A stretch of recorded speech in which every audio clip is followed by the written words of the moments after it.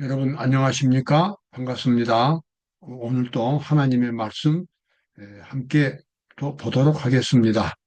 오늘도 역시 지난 두 시간에 이어서 자기 함정이라고 하는 제목으로 또 말씀을 보겠습니다. 제가 지난번에도 말씀드린 것처럼 우리는 자기 중심적인 신앙이 아니라 늘 하나님 앞에서 하나님의 뜻이 무엇인가를 분별하고 자기 자신을 하나님께 온전히 일치시키는 그와 같은 자세가 매우 중요하겠습니다. 그렇지 않으면 하나님을 믿는다고 하면서도 자기 뜻대로 하나님을 믿는 그런 신앙생활이 너무나 쉽게 그것이 가능하기 때문에 그렇습니다. 우리는 결코 그런 함정에 빠져서는 안 되겠습니다. 오늘 그러한 내용들을 함께 살펴보도록 하겠습니다. 참과 거짓의 시금성, 시금성입니다. 시금석이라고 하면 더 좋았을 텐데요. 자, 보겠습니다. 지난 두 시간에 보았던 것처럼 게하시의 오늘 그 경험을 잠깐 또 제가 언급을 하겠습니다. 여호와의 사심을 가리켜 맹세하노니 내가 저를 쫓아가서 무엇이든지 그에게서 취하리라 하고 나만의 뒤를 쫓아가니, 자, 게하시는 엘리사의 선지자 엘리사의 수행원이었습니다. 엘리사가 죽고 나면 이제 게하시가 그 선지자의 직분을 할 것입니다. 그런데 북방 시리아의 군대 사령관이었던 나만 장군이 엘리사에게 와가지고 나병을 치료받자 그가 많은 그런 이 보화를, 많은 재물을 엘리사에게 주기를 원했습니다.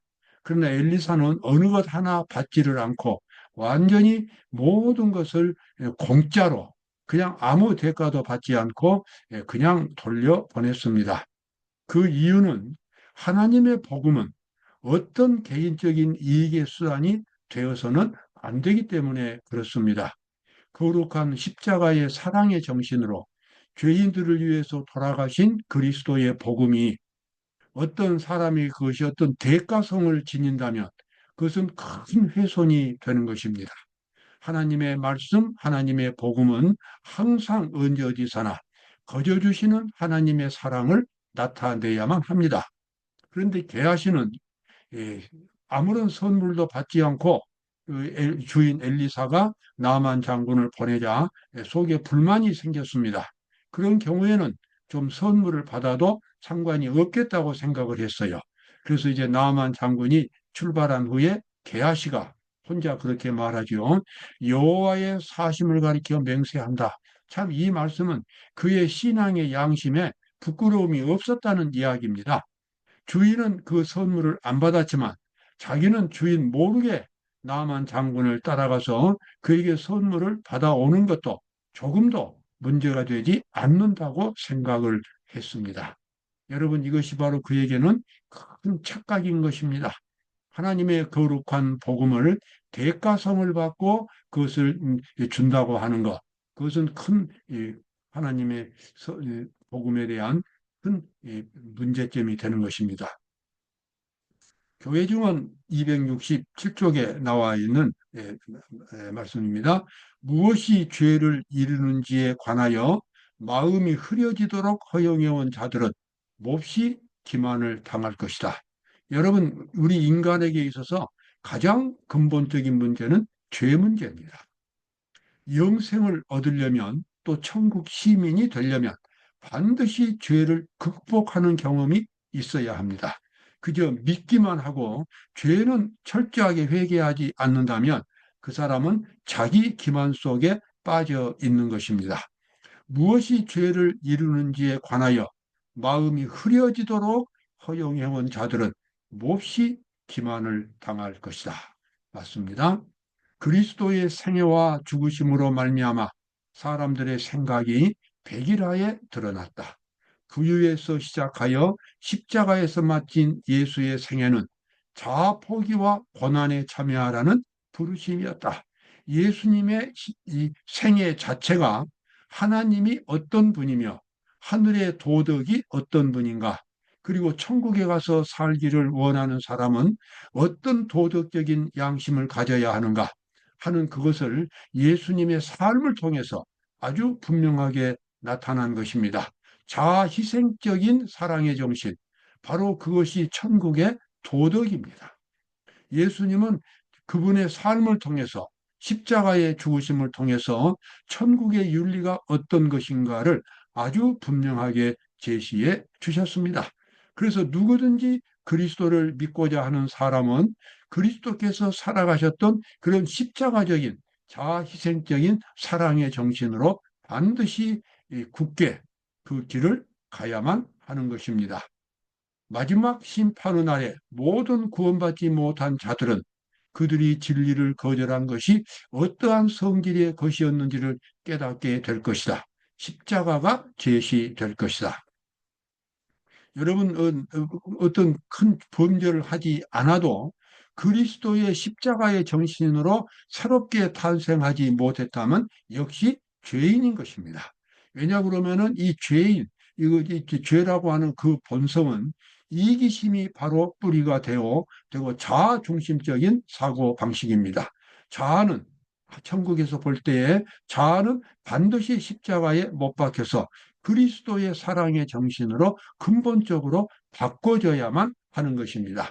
바꿔지지 않는다면 그것은 바로 천국 시민으로서의 자격이 없는 것입니다. 마지막 때 구원받지 못한 이 악인들은 왜 구원을 받지 못하는지, 자기는 세상에서 양심껏 살았다고 생각할지 모르지만 그보다 더 높은 수준인 그리스도의 십자가의 정신에 도달하지 못했다는 것을 깨닫게 될 것입니다. 바로 그것이 심판의 기준이 되겠습니다. 그리스도를 통하여 율법은 복음이 됩니다. 시내산의 우레와 불꽃 가운데서 율법을 선포하신 분은 그리스도이셨습니다. 우리가 보통 시내산에서 하나님께서 십계명을 반포하실 때에 그것은 아주 두려운 광경이었습니다. 그래서 우리는 그곳에서 참된 하나님의 율법을 이렇게 지나치는 경우가 많이 있습니다. 그러나 이 말씀은 시내산의 우레와 불꽃 가운데서 율법을 선포하신 분은 그리스도이셨다. 그런데 이 똑같은 그리스도께서 그로부터 거의 이제 1500년 후에 갈릴리 그런 호수 그 인근 한 야산에서 산상보훈을 말씀하셨습니다. 그러니까 신의 산의 율법과 예수님이 가르쳐 주신 산상보훈, 그 사랑의 율법은 성질이 같은 것입니다. 하나님의 율법은 그리스도의 십자가의 사랑을 통해서 사람 속에서 그것이 인격으로 변화가 됩니다. 사랑의 복음으로 변화가 되는 것입니다. 그래서 하나님의 율법은 자연스럽게 지킬 수 있게 됩니다. 레위기 19장 18절에 나와 있는 말씀도 산상보훈의 말씀과 동일한 말씀입니다. 원수를 갚지 말며 동포를 원망하지 말며 이웃 사랑하기를 내 몸과 같이 하라. 나는 여호와니라. 그래서 구약 시대에 주어졌던 하나님의 율법이나 신약 시대에 예수님이 가르쳐 주셨던 그 율법이나 그 본질적으로 같은 것입니다. 하나님의 율법이라고 하는 것은 명령의 면에서 보면 계명으로 보이지만 그것이 십자가의 사랑의 면에서 보면 그것은 복음으로 변하는 것입니다. 똑같이 다 율법인 것입니다. 여기 하나님의 율법의 진정한 모습이 나오지요. 내 이웃 사랑하기를 내 몸과 같이 사랑하라. 이러한 사랑의 정신을 가질 때에 사람은 드디어 하나님의 율법을 지킬 수 있다라고 말하게 되는 것입니다. 문자적으로 지키는 것은 진정한 순종이 아닙니다. 진정한 순종은 하나님의 사랑에 근거해서 그 사랑에 감동되고 그리스도의 사랑의 정신으로 사람이 바꿔질 때에 하나님의 율법은 지켜지게 되는 것입니다. 시대의 소망 57쪽에 나와 있는 말씀이죠. 갈바리의 십자가에서 사랑과 이기심이 서로 대립하였다. 여기서 그들은 본성이 각각 최고로 표현되었다. 그래서 십자가의 사랑의 정신 없이 자기가 율법을 지키고 있다. 하나님을 믿고 있다. 하나님께 순종하고 있다. 이렇게 자부하는 것은 자기 기만 속에 빠져 있다는 것입니다. 그리스도의 십자가의 정신, 그 사랑의 정신이 바로 여러분과 저의 마음속에 기본적인 양심으로 자리 잡을 때, 바로 그것이 믿음으로 자리 잡을 때, 삶의 본질로 모든 말과 행동의 근원으로 자리 잡을 때 드디어 하나님의 율법을 지키는 사람이 되고 자기 기만에서 벗어나게 되겠습니다. 그래서 갈바리의 십자가는 우리에게 있어서 가장 정확하게 죄가 무엇인가를 보여주고 있습니다. 역시 같은 시대의 소망 57쪽에 나와 있는 말씀입니다. 이 사실은 또한 죄에 대한 하나님의 증오심은 죽음처럼 강하나 죄인에게 대한 사랑은 죽음보다도 더 강하다고 선언한다. 자, 이 성경 가운데서 우리는 매우 엄숙한 하나님의 모습을 보면서 동시에 매우 자비로운 하나님의 모습을 봅니다. 이 두 가지가 다 하나님의 모습입니다. 노아 홍수 때 너무나도 많은 사람들이 물속에서 사망했습니다. 그리고 가나안 침공 때 이스라엘 백성들이 가나안 족속들을 무자비하게 살해했습니다. 그러한 것들을 볼 때에 많은 사람들이 사랑의 하나님을 의심합니다. 그러나 우리가 분명히 알아야 될 것은 구약 시대의 그 여호와께서 신약 시대의 예수 그리스도라는 사실입니다. 이것은 하나님의 양면성을 우리에게 말해주고 있습니다. 죄에 대한 하나님의 증오심은 아주 무서운 것입니다. 절대로 하나님은 죄에 대해서 양보가 없고 어떤 사람도 죄를 버리지 않으면 처참하게 죽임을 당할 수밖에 없습니다. 그러나 그 죄를 안고 있는 죄인은 하나님께서 끝까지 사랑하시는 것입니다. 어떻게 해서든지 그 죄인을 구원하시려고 모든 수단과 방법을 다 사용하는 것이 또 하나님의 모습입니다. 이와 같은 극단적인 서로 반대되는 모습은 죄 때문에 그렇습니다. 죄에 대한 증오심 하나님이 갖고 계십니다. 죄인에 대한 끝없는 사랑 하나님이 갖고 계십니다. 그래서 우리가 죄로부터 분리되지 않는다면 결국은 그 죄 때문에 하나님의 심판을 받을 수밖에 없게 되겠습니다. 만일 하나님의 품성의 원칙이 되는 자아희생적 사랑의 원칙을 생애에 받아들이지 아니하면 그대는 하나님을 알 수 없다. 우리가 하나님을 아는 방법은 하나님의 자아희생적인 사랑입니다. 바로 이것은 십자가의 사랑, 아가페의 거룩한 사랑입니다. 이것이 하나님의 근본적인 모습입니다. 우리가 하나님을 믿는다고 하는 것은 이 하나님의 정신을 우리 마음속에 간직하면서 사는 것을 의미하게 되겠습니다. 자아 희생적인 사랑의 원칙을 우리가 받아들여야만 우리는 하나님을 알 수 있게 됩니다. 그리고 하나님의 모습으로 우리의 품성이, 우리의 인격이 변화가 되겠습니다. 바로 그것이 우리가 스스로 자기 기만에 빠지지 않는 방법이 되겠습니다. 자, 우리가 어떻게 하나님의 거룩한 모습으로 바꿔질 수 있을까요? 어떻게 하나님의 거룩한 사랑의 정신을 우리가 가질 수 있을까요? 그것은 바로 마음의 문제입니다. 우리가 진정으로 하나님께 마음을 드리고 하나님의 모든 말씀대로 살겠다고 하나님께 약속할 때에, 그리고 기도할 때에 우리 속에서 놀라운 변화가 일어나게 됩니다. 사람이 그리스도께 굴복할 때에 새로운 능력이 새 마음을 점령한다. 사람이 스스로는 성취할 수 없는 변화가 그때 일어나게 됩니다.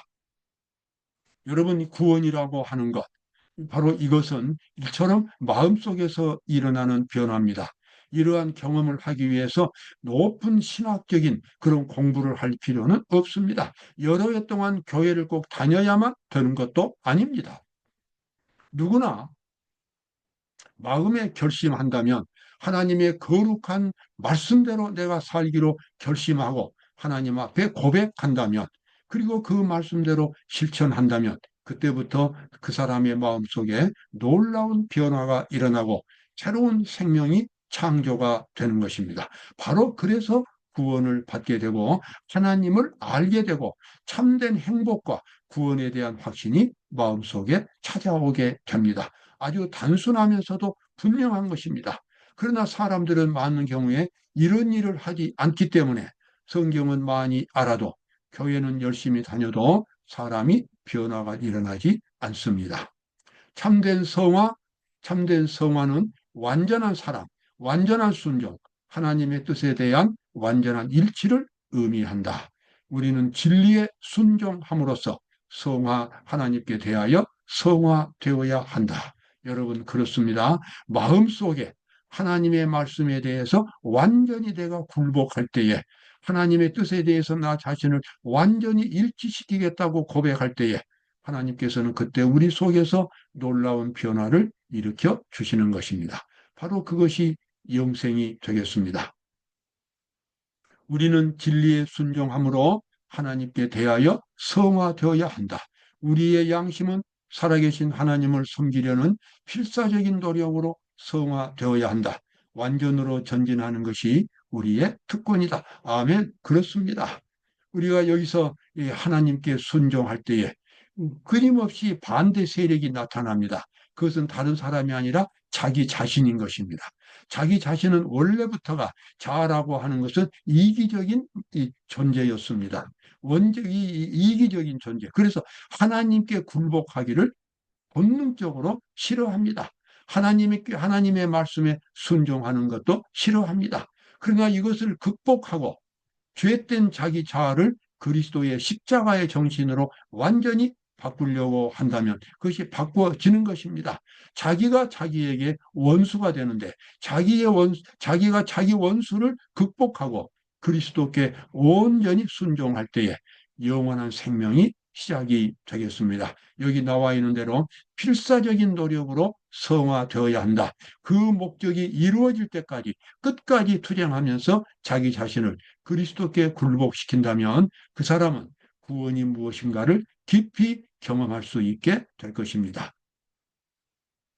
위대한 가능성들, 높고 거룩한 도달점들이 모든 사람들이 미칠 수 있는 범위 안에 있습니다. 그렇습니다. 우리가 진정으로 하나님을 믿고 구원받기를 원한다면 그 일은 가능하게 되겠습니다.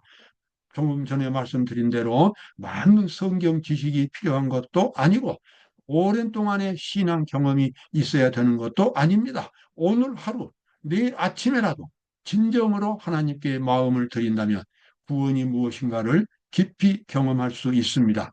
위대한 가능성들, 높고 거룩한 도달점들이 모든 사람들이 미칠 수 있는 범위 안에 있다. 사도행전 565쪽에 나와 있는 말씀입니다. 그리스도와 개인적으로 친숙하고 계속적으로 교통하지 않는다면 우리는 원수의 마음대로 장악되어 마침내 그의 명령을 좇을 것이다. 우리가 만약에 그리스도께 완전히 우리의 마음을 들이지 않는다면 우리는 자동적으로 사탄의 편에 서게 되는 것입니다. 이 세상에서 진행되는 사탄과 하나님 사이의 대쟁투에서 중간 지점은 없습니다. 하나님께 온전히 바쳐지지 않으면 나머지 모든 것은 사실상 사탄에게 바쳐지는 것이 됩니다. 여러분, 구원이라고 하는 것은 마음의 문제고 양심의 문제고 진실성의 문제입니다. 우리가 진심으로 하나님을 마음속에 모신다면 우리는 정말 영생을 얻을 수가 있고 구원을 천국에 갈 수 있는 구원을 경험할 수 있게 됩니다. 오늘도 영생을 가꾸는 귀중한 날이 되시기를 바랍니다. 감사합니다.